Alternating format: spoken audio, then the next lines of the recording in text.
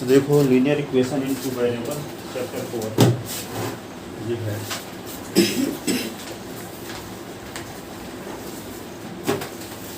उसकी आँख आई इसकी सृष्टि।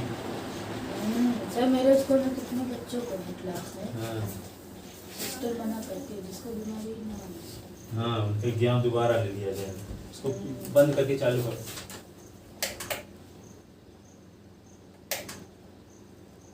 नहीं उसको कुछ ना करना, दोनों को चालू करो, अपने आप चालू करो, 2-3 बार ऐसे करो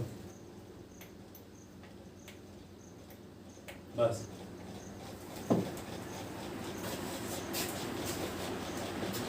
देखो chapter 4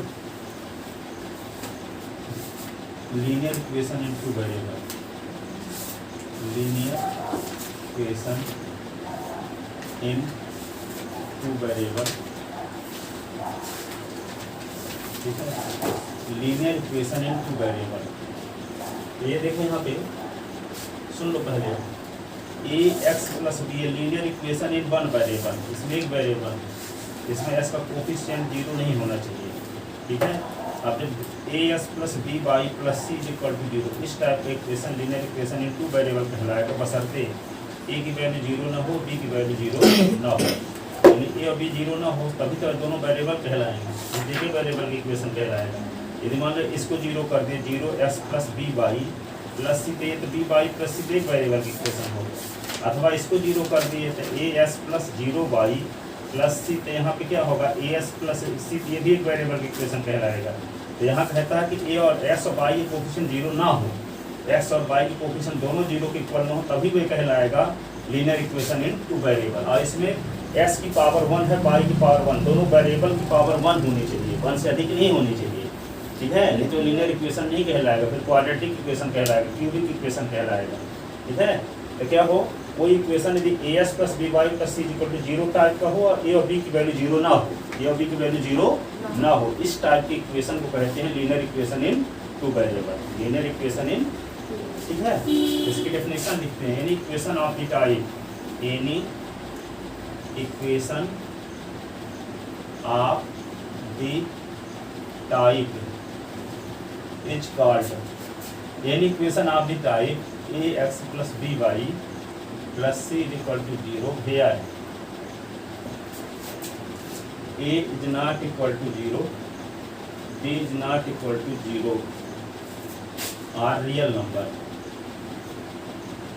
real number is called linear equation in two variable, linear equation in two variable, linear equation in two variable. पहला पॉइंट है ये, any equation of the type A X plus B Y, A X plus B Y plus C is equal to 0 where A is not equal to B is not equal to 0 are real number, non zero real number है, ये भी क्या है, non zero real number, ये 0 के equal ना होने वाली, ठीक है, number is called linear equation in two variable, ठीक है। दूसरा क्या है, any equation of the type A X plus B is equal to 0 where A is not equal to 0 are real number is called linear equation in one variable, is called linear equation in one variable, linear equation in one variable, ये one variable की equation है, ठीक है, जिसमें एक ही variable है, x है ना। तीसरा है the equation of x axis, equation of x axis. आप ये जानते हो यदि कोई पॉइंट एक्स एक्सिस में कंटेन होता है तो इसका ऑर्डिनेट ऑलवेज 0 होता है, पढ़ चुके हो ना थर्ड चैप्टर में। कोई पॉइंट एक्स एक्सिस में कंटेन है तो इसका बाई कोऑर्डिनेट ऑर्डिनेट हमेशा 0 होता है, ऑर्डिनेट को ही बाई कोऑर्डिनेट भी कहते हैं, यानी y हमेशा 0 होता है। जैसे x और y टाइप का कोई कोऑर्डिनेट है तो y हमेशा 0 होता है, यानी s 0 टाइप का पॉइंट होगा, यानी x एक्सिस में कंटेन है, जैसे a b c और ये d, इनका कोऑर्डिनेट क्या होगा 1 0, ये क्या होगा 2 0, इसका 3 0, इसका 4 0। तो कौन सा कोऑर्डिनेट 0 है? y कोऑर्डिनेट 0 है। s वाला तो कुछ ना कुछ है, लेकिन y वाला कोऑर्डिनेट क्या 0। तो y कोऑर्डिनेट को क्या बोलते हैं? ऑर्डिनेट। y कोऑर्डिनेट को क्या बोलते हैं? ऑर्डिनेट। यदि कोई पॉइंट x एक्सिस में कंटेन है तो उसका ऑर्डिनेट 0 होता है। ठीक है, चलो good morning.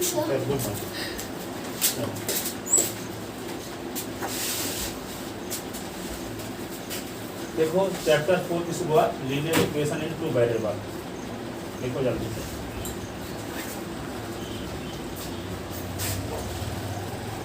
Linear equation in two variable. ठीक है, ये x एक्सिस से भी कोई पॉइंट x एक्सिस में कंटेन होता है तो उसका ऑर्डिनेट ऑलवेज 0 होता है, या y कोऑर्डिनेट ऑलवेज 0 होता है। इसलिए x एक्सिस का इक्वेशन y 0 होता है। x एक्सिस का इक्वेशन y 0। तो क्यों? क्योंकि x एक्सिस में कंटेन किसी भी पॉइंट का y कोऑर्डिनेट ऑलवेज 0 होता है। y कोऑर्डिनेट को ही हम क्या बोलते हैं? ऑर्डिनेट। ठीक है, जैसे आप लोग 9 साल इंग्लिश मीडियम में पढ़े हो, हिंदी मीडियम में किसी कारण बस कोई कन्वर्ट हुआ है, तो यदि मैथ को इंग्लिश मीडियम में लिख देगा तो नंबर नहीं कटेगा। हिंदी मीडियम वाला इंग्लिश में लिख के आएगा नंबर नहीं कटेगा, इंग्लिश मीडियम वाला हिंदी लिखे तो कटेगा। ऐसा रूल ही है, क्योंकि इम्प्रूव है उसका ना। हिंदी मीडियम वाला इंग्लिश में लिखता है तो प्रूव है उसका, यानी उसका इम्प्रूव हो रहा है, ग्रोथ हो रही है। और इंग्लिश मीडियम हिंदी में, इंग्लिश मीडियम पर हिंदी में लिखेगा तो उसका क्या है? डिमोशन। डिमोशन है कि नहीं? इंग्लिश मीडियम वाला हिंदी मीडियम में लिखेगा, लिखवा न करेगा, जानबे न करेगा। ठीक है, पर हिंदी मीडियम वाला कोई है तो इंग्लिश मीडियम में मैथ वैथ सब लिख सकता है। ठीक है, संजय गांधी कॉलेज में तो सब यहाँ पे सब इधर पढ़ते रहते हैं, कोई मारिसन में कोई गाँव, संजय गांधी होंगे सब हिंदी मीडियम में, तो वे सब ऐसे लिखते हैं मिक्स में, हिंदी इंग्लिश मिला के लिखते हैं। ठीक है, तो हिंदी मीडियम वाले वो इंग्लिश मीडियम वाले वो हिंदी में कर, वहाँ पढ़ाने वाले हिंदी में पढ़ाते हैं। संजय गांधी जो पढ़ाते हैं कभी। ठीक है, तो सब इंग्लिश मीडियम वाले तो हिंदी में वहाँ लिखते हैं, और आप लोगों को कोई दिक्कत नहीं है, आप लिख के आना, कोई डरने की जरूरत नहीं है। सब इंग्लिश में भी पेपर रहता है, हिंदी में भी रहता है। ठीक है, पेपर जब बोर्ड से बन के आता है तो दोनों रहता है, हिंदी में भी लिखा रहता है, इंग्लिश में भी लिखा रहता है। ये नहीं रहता कि हिंदी मीडियम वालों का अलग रहेगा, इंग्लिश मीडियम वालों का। सर बोर्ड का पेपर तो देखो the equation of x axis, तो x एक्सिस का इक्वेशन क्या होगा? y 0। क्यों? क्योंकि x एक्सिस में यदि कोई पॉइंट कंटेन है तो उसका y कोऑर्डिनेट ऑलवेज 0 होता है। ठीक है, यानी कंफर्म आपको क्या पता है? y coordinate 0। x एक्सिस के बारे में क्या पता है? उसका y कोऑर्डिनेट ऑलवेज 0, कोई भी पॉइंट हो चाहे। ठीक है, तो the equation of x objective में मैथ की कॉलम में कई साल आया है ना, the equation of x axis तो क्या लिख दोगे? बहुत लोग सोचते हैं x एक्सिस x बराबर 0 लिख देते हैं, उल्टा लिखना है ना। The equation of x axis is y is equal to 0। The equation of, अब जैसे अंदाज बस लिखते, आप जानते ना, बताया ना गया तो आप भी ऐसे ना लिखते, x एक्सिस का इक्वेशन x इक्वल टू 0 लिख देते। The equation of y axis x is equal to 0। क्यों? क्योंकि यदि y एक्सिस में कोई पॉइंट कंटेन है तो उसका क्या होता है? एब्सिसा 0 होता है। एब्सिसा को x कोऑर्डिनेट भी कहते हैं, ऑर्डिनेट को y कोऑर्डिनेट कहते हैं, एब्सिसा को s कोऑर्डिनेट कहते हैं। ठीक है, यदि कोई पॉइंट y एक्सिस में कंटेन है तो उसका क्या होगा? s कोऑर्डिनेट ऑलवेज 0 होता है, 0 1। ठीक है, 2 0 2 ऐसे इस टाइप के पॉइंट रहते हैं। ठीक है, तो the equation of y axis is s is equal to 0। ठीक है, अब the equation of line, the equation of line passes through origin, origin point से पास होने वाली लाइन की equation, the equation of line passes through origin is y is equal to mx, y is equal to mx। यानी x वाला term रहेगा, Y वाला term रहेगा, उसमें कांस्टेंट टर्म नहीं रहेगा। ठीक है, कांस्टेंट टर्म उसमें नहीं रहेगा। जैसे एक्स वाला भी है, देखो वाई वाला भी है। ठीक है, आर ऐसे भी लिख सकते हैं इसी को, A X plus B Y is equal to 0। Origin point से पास होने वाली लाइन की इक्वेशन कैसे होगा, A X plus B Y is equal to 0। क्यों? क्योंकि ओरिजिन पॉइंट का कोऑर्डिनेट क्या होता है, 0 0।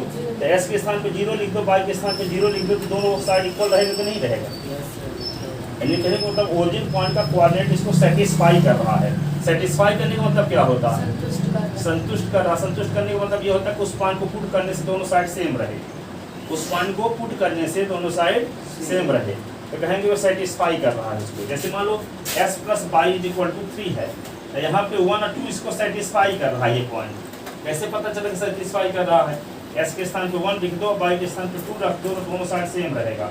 रख देते हैं 1 और 2 इज इक्वल टू 3, तो 3 इज इक्वल टू 3 आ रहा है कि नहीं आ रहा है। इसका मतलब ये कहें कि ये पॉइंट इस इक्वेशन को सेटिस्फाई कर रहा है।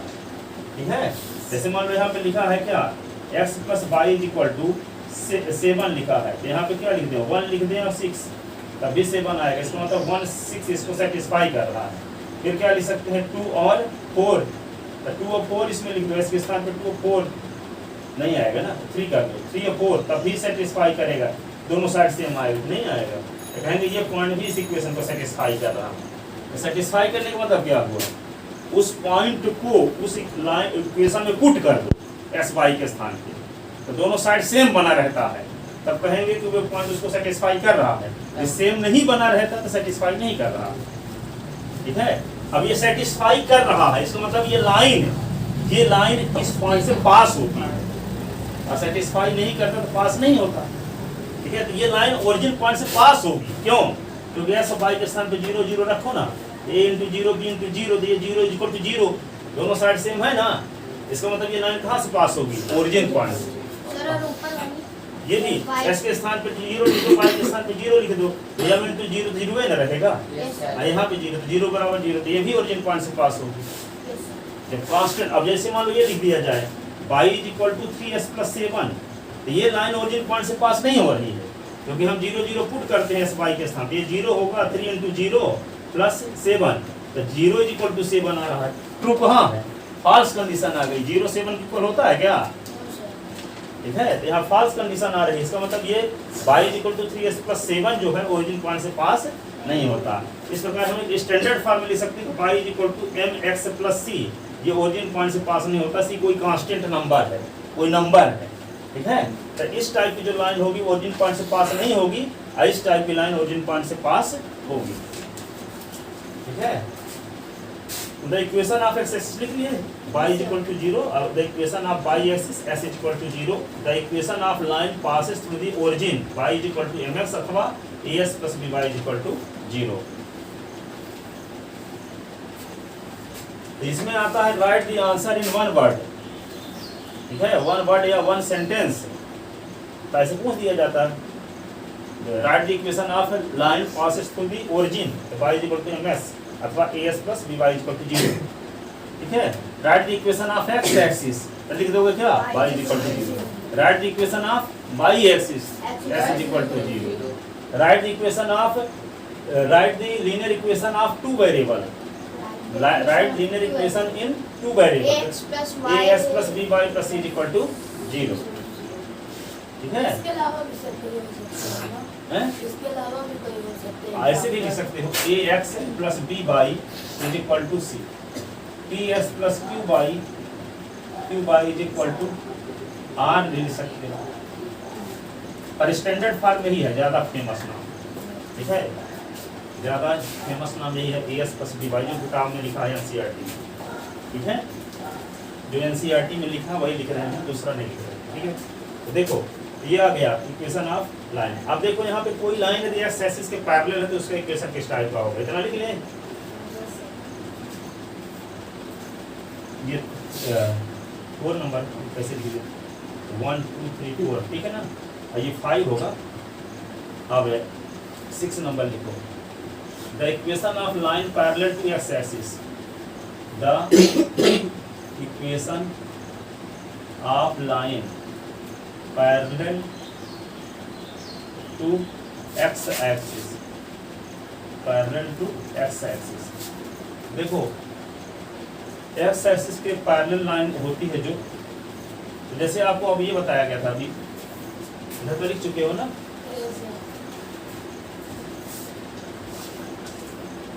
एक्स एक्सिस के पैरेलल, जैसे मान लो ये हो गया एक्स एक्सिस, ये वाई, जो लाइन एक्स एक्सिस के पैरेलल हो ऐसे होगी, है नहीं, ये एक्स एक्सिस के पैरेलल, इसका इक्वेशन होगा y is equal to b, y is equal to कोई number, y is equal to कोई नंबर, जैसे y is equal to 2, y is equal to 3, y is equal to 4, ठीक है, y is equal to -1, y is equal to origin point है, y is equal to -2, y is equal to -3, तो y is equal to कोई number type का equation होगा X axis के parallel. Standard form लिखा क्या जाता है, y is equal to b कोई नंबर, चाहे b पॉजिटिव हो चाहे निगेटिव, b पॉजिटिव है तो क्या है एक्स एक्सिस के ऊपर होगा, अब ये निगेटिव है तो एक्स एक्सिस के नीचे होगा, लेकिन ये पैरेलल लाइन, ठीक है, ये एक्स एक्सिस के parallel line.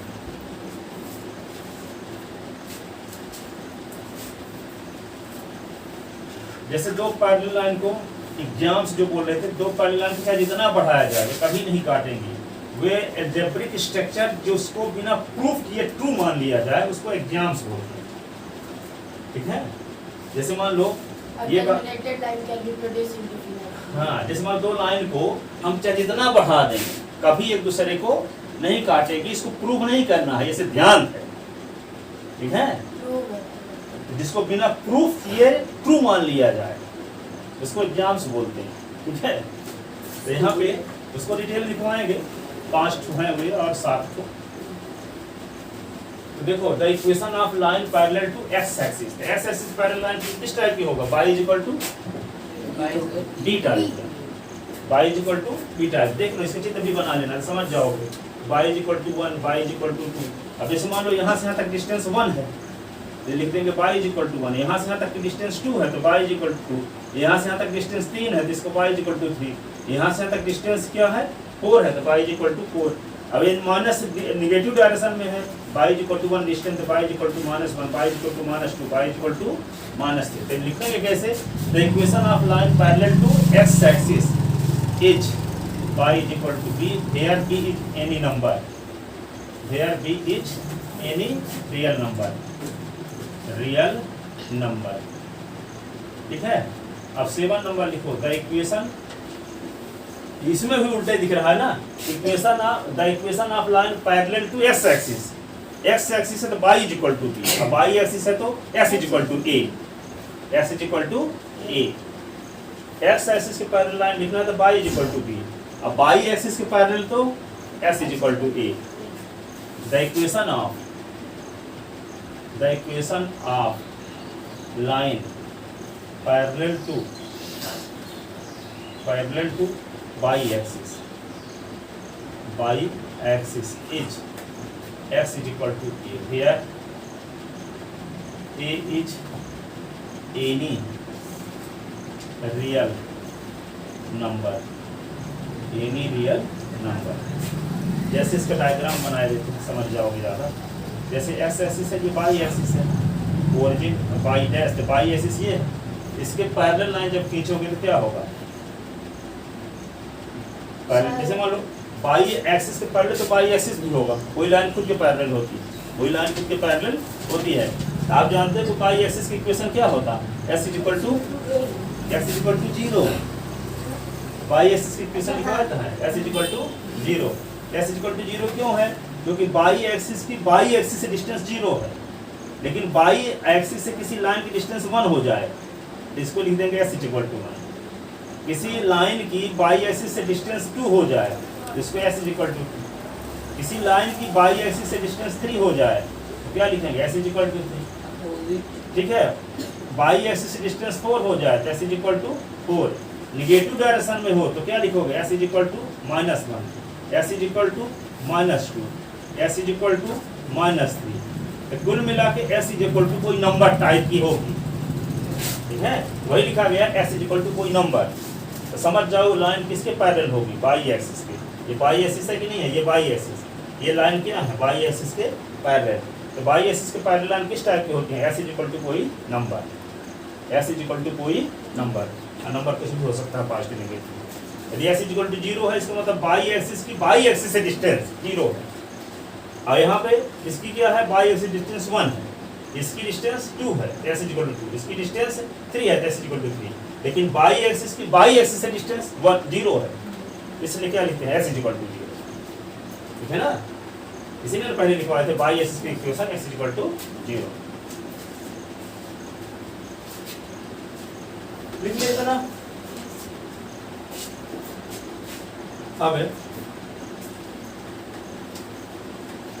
4.1 exercise question number first. 4.1 exercise में क्या है? पहला question, linear equation in two variable.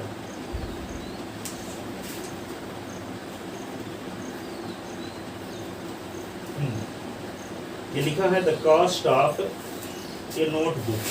Question number first,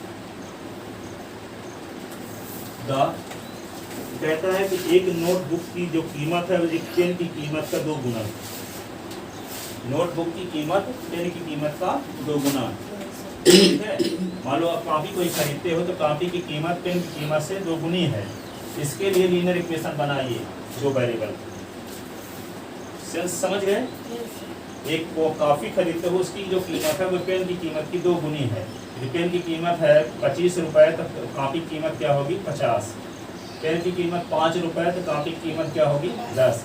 pen की कीमत 7 रुपए तो इसकी कीमत क्या होगी? 14, ठीक है? तो यदि हम मान लेते हैं कि इसकी कीमत जो है नोटबुक की कीमत x है, ठीक है, और इसकी पेन की कीमत y है, ठीक है? तो ये जब 50 है तो ये क्या है? 25 है, तो दोनों को इक्वल बनाना है तो मल्टीप्लाई 2 का इसमें करेंगे, इसमें करेंगे, पेन की कीमत में करेंगे ना, क्योंकि इसके नोटबुक की कीमत मान लो 50 है तो पेन की कीमत कितनी होगी? 25। जब 2 को मल्टीप्लाई करेंगे क्योंकि ये 2 टाइम्स है ना, ये 2 टाइम्स है इसका, ठीक है? जब नोटबुक की कीमत 50 होगी तो पेन की कीमत 25 होगी, तो बीच में भी इक्वल साइन लगाना है। तो क्या करोगे? मल्टीप्लाई किस में करोगे? 50 में कि 25 में? 25 में करेंगे। जो 2 टाइम्स है, लिखा भले कहता है कि नोटबुक की कीमत 2 टाइम्स है पेन की कीमत में, 2 टाइम्स ये है, मल्टीप्लाई इसमें करेंगे।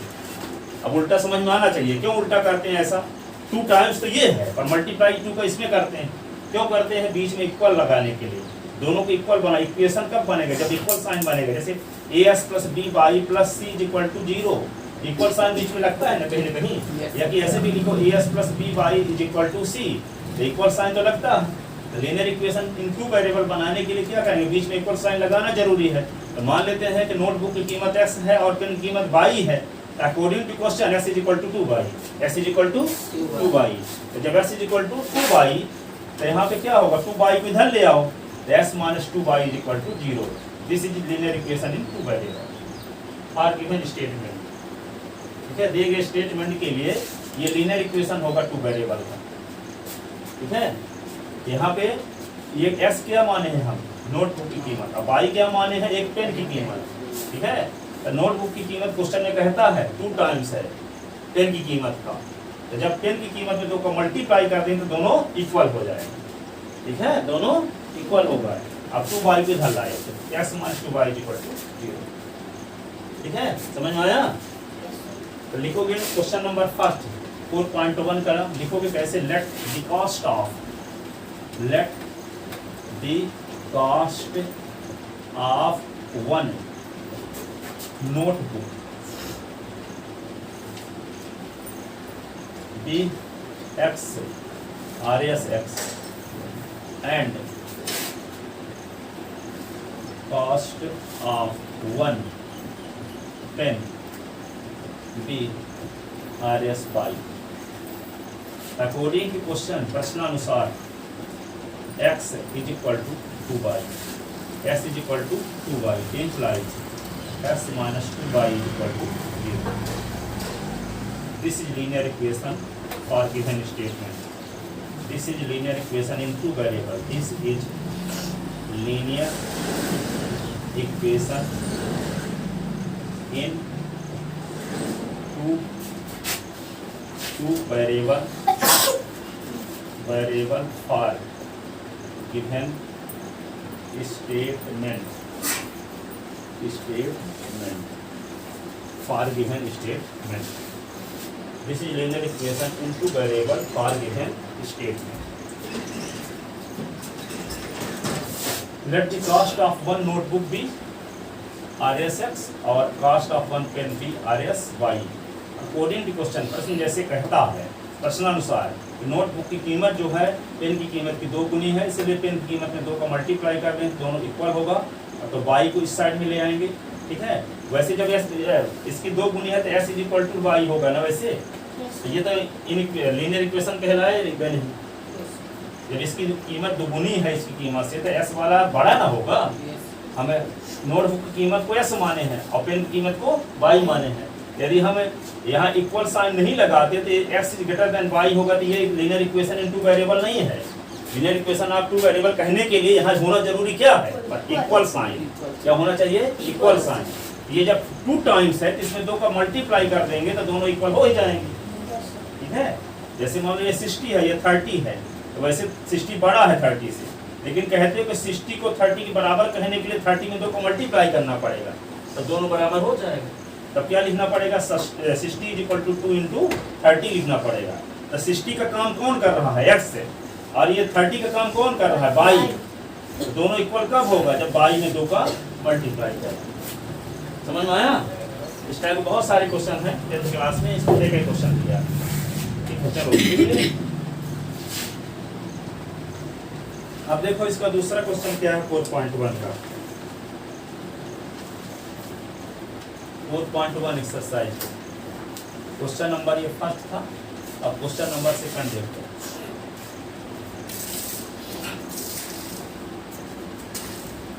Express the following linear equation in form of as plus by plus c and find the value of a b c. देखो given linear equation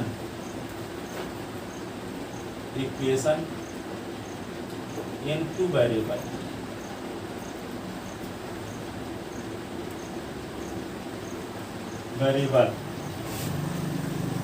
क्या दिया है, number first 2x plus 3y is equal to 9.35 का बार ऐसे दिया। Then find the value of ABC. Then find the value of A, B and C. A, B and C लिख रहे थे ना। अब देखो फ्रॉम फर्स्ट, इसका नाम फर्स्ट है, from first 2s plus 3y, इसको इधर ले आओ तो माइनस 9.35 का बार equation of is equal to 0 लिख दो। Equation second, compare equation second with, compare equation second with, इससे कंपेयर करेंगे as plus B Y plus C is equal to 0 we get. तो देखो यहाँ s के पहले a है, इसमें s के पहले क्या है, देखो 2, तो a इज इक्वल टू 2 हो गया। इसमें s के पहले 3 है, y पहले, यहाँ y पहले b, तो b इज इक्वल टू 3 हो गया। और c is equal to minus 9.35 को बार, ठीक है। तो लिखे तो a इज इक्वल टू 2 और b इज इक्वल टू 3 और c is equal to minus 9.35 का बार, यही आंसर।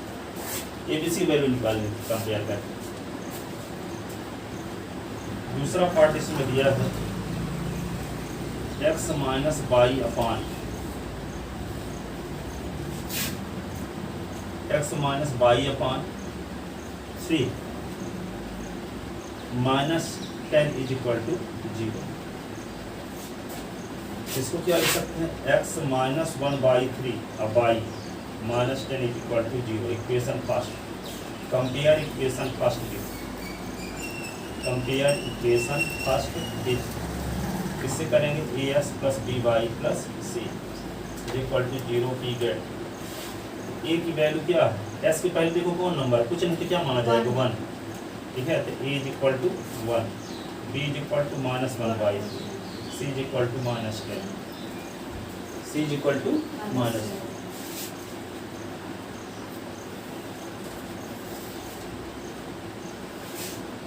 तीसरा -2 + 3y -2x + 3y। गूगल पे फॉर बिजनेस में 10 रुपए मिले। ठीक है ये चलो, अब इसको क्या करेंगे, -2x और +3y से इसको इधर ले आओ, -6 = 0। ये इक्वेशन हो गया first. Compare equation first with, compare equation first with ax + by + c = 0 we get. तो क्या मिला आपको, दी गेट a = हो गया -2। देखो s के पहले यहाँ a है, यहाँ s के पहले -2 है, तो a = -2। यहाँ y के पहले 3 है, यहाँ y के पहले 3 है, तो b = 3। यहाँ कांस्टेंट टर्म c है, यहाँ -6 है, c = -6, तो b = 3 और c = -6, c = -6।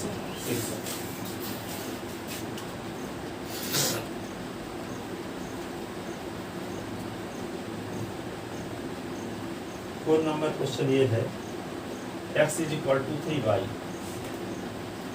x = 3y। इसको क्या लिख सकते हो, x - 3y = 0। इसी को क्या लिख सकते हो, x - 3y + 0 = 0। Equation first, compare equation first with, compare equation first with, इससे कंपेयर करेंगे ax + by + c = 0 we get. तो a = क्या आएगा, a = 1 और b = -3, c = 0, c = 0। ये बेसिक वैल्यू है, कांस्टेंट टर्म इसमें नहीं था, इसका मतलब उसमें 0 होगा। ठीक है, 0 जोड़ देने से कोई फर्क पड़ेगा नहीं।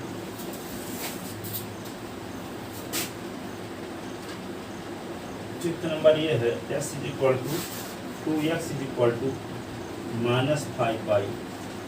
इसको -5y किधर ले आओ, तो 2s + 5y हो गया ना, और +0 अपन इस कर सकते हो, = 0 इक्वेशन फर्स्ट। ठीक है, अब compare equation first with, compare equation first with, इससे कंपेयर करेंगे ax + by + c = 0 we get. a = क्या होगा, 2, b = 5 और c = 0। a = 2, b = 5, c = 0। ठीक है,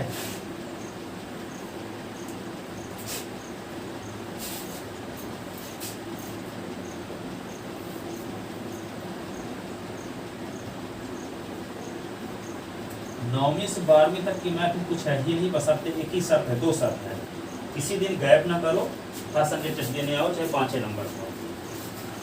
ठीक है, हर संडे टेस्ट देने आओ, चाहे 5 नंबर पाओ। 5 नंबर पाओ तो उस डीमोटिवेट होने की जरूरत नहीं है। कोशिश किया करो, अगले संडे 10 नंबर लाएंगे, अगले संडे 15 लाएंगे। अपना रिकॉर्ड तोड़ो, 99 वाले का रिकॉर्ड नहीं तोड़ पाओगे। ठीक है ना, और यदि आप ऐसा नहीं करोगे तो कमजोर हमेशा बने रहोगे। अपनी कमजोरी को आपके अलावा कोई दूसरा नहीं जानता। ठीक है, तो सुधारने के लिए क्या, ये ना सोचो कि बहुत लड़के 90 100 पाते हैं तो उनकी तुलना में हम बहुत कम पाएंगे तो बदनाम ही होगा। ठीक है ना, आते रहो, अपना रिकॉर्ड तोड़ने की कोशिश करो। पहले संडे 15 पाए, अगले संडे 20 लाओ, 25 लाओ, 30 लाओ, पर आते रहो तो अपने आप सुधार करो। अब ये सोचोगे कि अच्छे से तैयारी हो जाएगी, बदनामी होगी तो बैठे रहोगे, पता चला कि फाइनल एग्जाम में 15 नंबर पाओगे, तो सुधारने का मौका अगले साल रहेगा। अभी इस संडे को 15 पाओगे तो अगले संडे को सुधार सकते हो।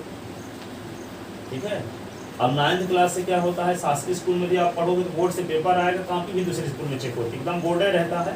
ये है कि जैसे MSc की कॉपी चेक होगी कहीं दूसरे स्कूल में, किसी शासकीय स्कूल में ही चेक होगी। पर वैसे क्या होता है, बोर्ड जब होता है तो बोर्ड से पेपर आता है और कॉपी कहाँ जाए, चलिए बाहर चली जाए, और यहाँ इसी ब्लॉक में रहेगा विकास खंड में, पर दूसरे स्कूल टीचर चेक करेंगे। ठीक है, एकदम पूरा बोर्ड जैसे रहता है। ठीक है, 9th में और 11 में बहुत लड़के फेल हो जाते हैं। हाँ, शासकीय स्कूलों में, प्राइवेट की बात नहीं कर रहे हैं, शासकीय स्कूलों में फेल होते हैं। हाँ, एक्सीलेंस क्रमांक 2 ये में फेल होते हैं। इसलिए अभी से ऐसी नौबत ना आए तो अभी बता रहे हैं आप। बहुत सारे लोग अपना से ध्यान चलाते हैं, उनको कुछ बोलते रहो, कहेंगे कितना भी समझाते रहेंगे, 7 दिन और संडे के दिन वो गए करेंगे। वो जुगाड़ ढूंढते रहते हैं कहाँ चले जाएं, क्या हो जाए, कुछ बताने के लिए मटेरियल। जैसे किताब आती है कोई काम ना करने के 420 बहाने, नो एक्सक्यूज किताब का नाम है, ठीक है। आज से 30 साल पहले लिखी गई अमेरिका में। तो वो किताब को आप पढ़ लो, उसमें बता दिया करो बहाना क्रमांक 312 के तहत मैं टेस्ट देने नहीं आ पा रहा हूँ।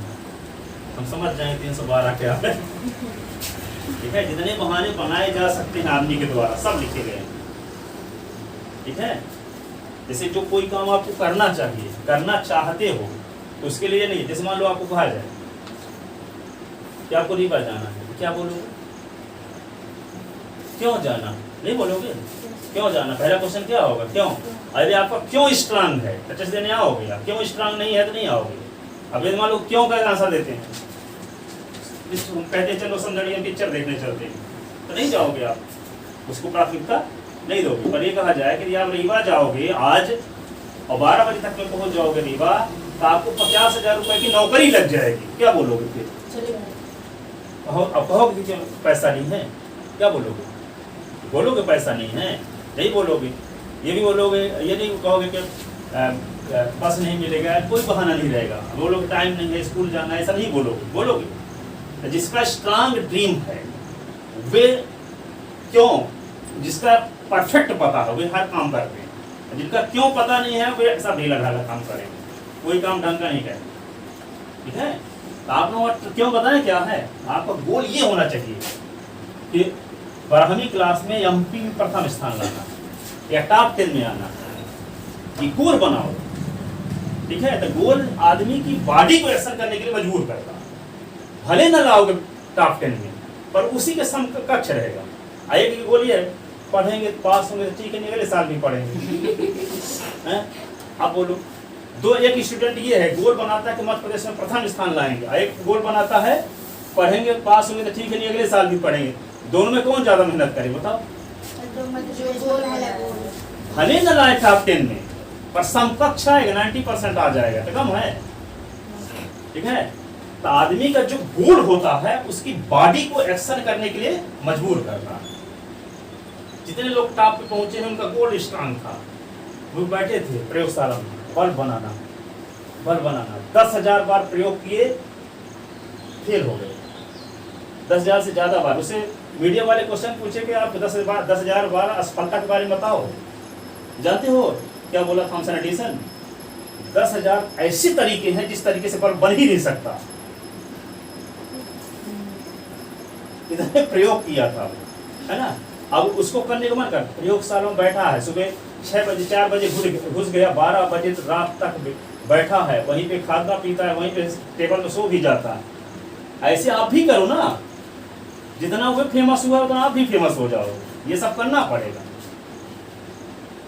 इंजॉय थोड़ी है। तपस्या करते थे वो, हम देखते ना धर्म के सीरियल, पता चला एक पैर में खड़े हैं 88,000 वर्ष, तब भगवान मिलते थे। भगवान का मिलना क्या है? सुख का मिलना, वही क्या है। यहाँ पे उससे जोड़ो अपने आप को, उस प्रकार का संघर्ष आपको करना पड़ेगा, ठीक है। हरिवंश राय बच्चन को जानते हो? बताए थे काजी, अमिताभ बच्चन के पिताजी। हाँ, वे इंग्लिश किताबों का ट्रांसलेट करते थे हिंदी में, तो वे पूरे समय बिजी रहते थे। स्कूल में इंग्लिश के लेक्चरर थे, ठीक है। पिताजी अमिताभ बच्चन लोग घर में पैक करते थे, बाहर ताला लगा देते थे, ताला लगाए, कोई ज्यादा बोलते थे घर में नहीं है, ठीक है। अब देखो एक लेक्चरर आदमी क्या कर सकता है? लेक्चरर आदमी जैसे कोई नौकरी करने वाला पूरी जिंदगी में पता चला 1 करोड़ भी नहीं कमा पाएगा। अब वे लोग एक पिक्चर बनाए 200 करोड़, शाहरुख खान, ठीक है। तो ये लोग क्या है? अमिताभ बच्चन के जैसे मान लो उसके पिताजी, तो कीमत कितना चुकाए थे? 20-20 घंटे उसके पिताजी काम करते थे, उसको मेहनताना लेक्चरर के माध्यम से थोड़ी मिला था। तो उसको मेहनताना जितने का काम किए रहोगे तो मिलेगा ना किसी न किसी रूप में। जितना आप पाते हो उससे ज्यादा देते हो, तो ज्यादा देकर परमात्मा को ऋणी बनाते हो। परमात्मा उस ऋण से मुक्त होने के लिए आपके साथ जो करता है उसे भाग कहते हैं। भाग के निर्माता आप खुद हो, ठीक है। कोई आदमी जैसे मान लो आप ग्रेजुएशन आपका कंप्लीट हो गया, ग्रेजुएशन आपका कंप्लीट हो गया, घर में आप बैठे हो, और किसी कंपटीशन की तैयारी कर रहे हो, कंपटीशन की तैयारी में आप सीरियसली 12-20 घंटे मेहनत कर भी नहीं पा रहे हो, ठीक है, तो क्या करो, 20 घंटे मेहनत नहीं कर पा रहे हो तो किया जा सकता है 18 घंटे काम। 18 घंटे में किसी 5 घंटे किसी स्कूल में पढ़ाने चले जाओ, अब 5 निकाल दो, कितना 13 घंटे तैयारी कर सकते हो कि नहीं। अब 5 घंटे में क्या करोगे, 5 घंटे भले ये नहीं देखो कि 25,000 मिलेगा तभी हम काम करने जाएंगे। 1,000 मिलता है, 10,000, 2,000 मिलता है, 5,000 वहाँ शुरुआत कर दो, ठीक है। पर यदि आपको मान लेते हैं कि आप 3,000 मिलता है सपोज करते, और वो काम करते हो आप 30,000 लाए, ठीक है, तो 3,000 की मेहनताना तो आपको तुरंत मिलेगा, पर 27,000 का बैंक बैलेंस आपको बन रहा है, वो आपको मिलेगा हर हाल में, क्योंकि काम उसके लायक आप कर रहे हो, पा रहे हो 3,000, ठीक है। पता चला क्या हो गया, अगले साल किसी नई ऐसे स्कूल में होगा जिसमें 30,000 की सैलरी है, 2-4 लंबे समय तक करोगे अपने आप हो जाएगा, या फिर शासकीय स्कूल में हो जाएगा, ऐसा करना पड़ता है, ठीक है। कहने का मतलब काम भर करो आप, जिस लेवल को आपको काम सौंपा जाए उस काम में बेहतरीन तरीके से करो, बस। ये बता रहे थे कि ये संघर्ष करना पड़ेगा, जैसे जितने ताप के लोग हैं वे ऐसे तपस्या के जीवन जीते थे। मर्यादा पुरुषोत्तम राम जंगल क्यों चले गए, हम लोगों को सीखे देने के लिए गए थे। स्टूडेंट लाइफ में जंगल जैसी जिंदगी जीना पड़ेगा आपको भी, ठीक है। अब उनको अच्छा राजभवन में लगता क्यों, वहाँ जंगल में राजभवन में रहता अच्छा, किसका मन नहीं करता है घर में रहे टीवी देखे सब कुछ, कौन मेहनत करे, ठीक है। और जो इस प्रकार का सोचेगा तो होगा उसकी ग्रोथ रुक गई, ठीक है। लिख लिए। तो कुल मिला के हम ये कहना चाहते हैं कि हर संडे टेस्ट देने आओ, चाहे जितना तैयारी हो, अब पूरी तैयारी करके आओगे वैसे भी कम नंबर पाओगे, तो फिर आगे 7 दिन, जो 165 दिन होते हैं 7 दिन में, 165 घंटे 165 घंटे होते हैं 7 दिन, ठीक है, वो बेहतरीन तरीके से गुजरेंगे, नहीं फालतू में से चले जाएंगे इधर उधर। अब देखो एक क्वेश्चन और बताए, यहाँ तक कौन नंबर बताए अभी, 6 नंबर देखो, टाइम है अभी। 3s + 2 = 0, इसको हम क्या लिख सकते हैं, 3s + 0y + 2 = 0। y वाला टर्म नहीं है तो 0y अपन ऐसे कर लिए, ठीक है। जो वाला टर्म एब्सेंट रहेगा वो, मान लो यहाँ पे 3y + 2 होता तो हम क्या कर लेते, 0x, यहाँ 3s + 2 है ना, मान लो 3y + 2 होता तो हम 0s + 3y + 2 कर लेते, ठीक है। तो क्या लिखे, y वाला पद इसमें नहीं था तो 0y + 2 कर लिए। Equation first, compare equation first with, compare equation first with ax + by + c = 0, we get. तो a = क्या हुआ 3, b = 0, c = 2,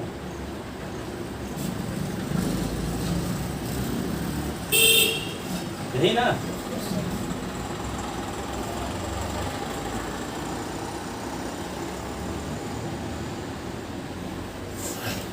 अगला क्या है, y - 2 = 0, तो इसमें कौन वाला टर्म एब्सेंट है, तो क्या कर लें, 0x + y - 2 = 0। Equation first, compare equation first with, compare equation first with ax + by + c = 0, we get. a = 0, b = 1, c = -2, ये आ गया abc की वैल्यू। और एक और है,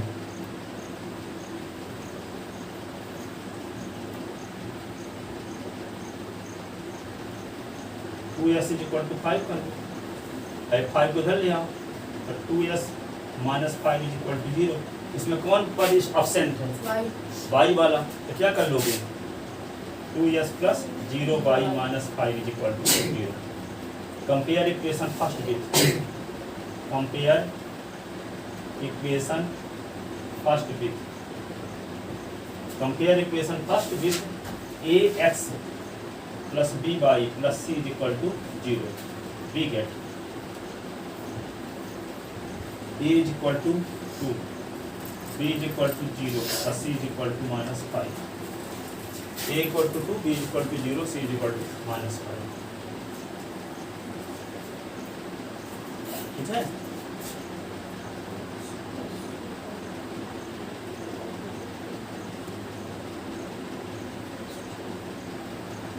लिए?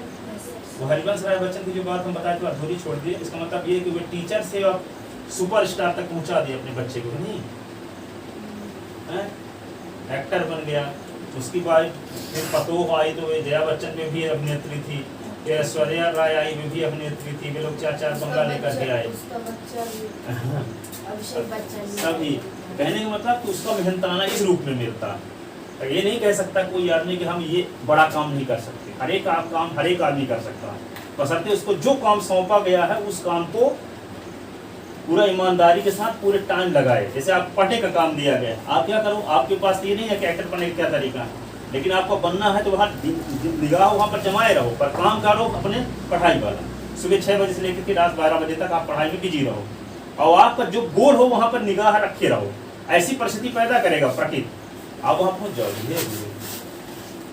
काम कौन सा हो तो, क्योंकि उसको वहाँ तक जाने के लिए क्या करना पड़ेगा आपको पता ही नहीं है, पर जो काम आपको सौंपा गया है उसको उसी में 100% पता चला कि पहले आप इंडिया टॉप करोगे, अपने आप लाइट में आ जाओगे। तो काम क्या करना पड़ेगा, जो आपके पास है उसी को करना पड़ेगा, और उसी से वहां पहुंच सकते हो जहां पहुंचा। ठीक है, जाओ।